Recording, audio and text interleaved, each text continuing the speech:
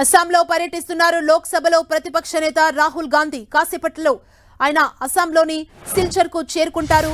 దీంతో ఆయనకు ఎయిర్పోర్ట్లో కాంగ్రెస్ శ్రేణులు ఘన స్వాగతం పలికేందుకు సిద్ధంగా ఉన్నాయి. మనం చూడొచ్చు, కాంగ్రెస్ శ్రేణులు స్వాగతం పలికే ఎయిర్పోర్ట్కు చేరుకున్న వెంటనే ఎయిర్పోర్ట్ నుంచి రాహుల్ గాంధీ వరద బాధితుల పునరావాస కేంద్రానికి వెళ్లారు.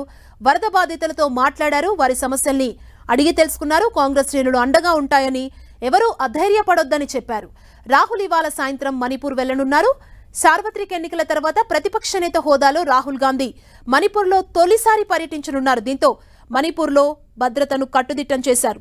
ప్రతిపక్ష నేత హోదాలో తొలిసారి మణిపూర్కు రాహుల్ గాంధీ వెళ్లబోతున్నారు.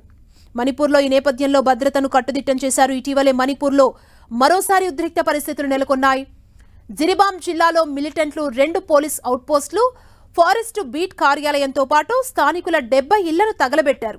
మరోవైపు కాంగ్పోక్పి జిల్లాలో సీఎం భద్రతా కాన్వాయ్పై సాయుధులు కాల్పులు జరిపారు. ఈ పరిణామాల నడుమ మణిపూర్ సందర్శనకు రాహుల్ గాంధీ సిద్ధమయ్యారు.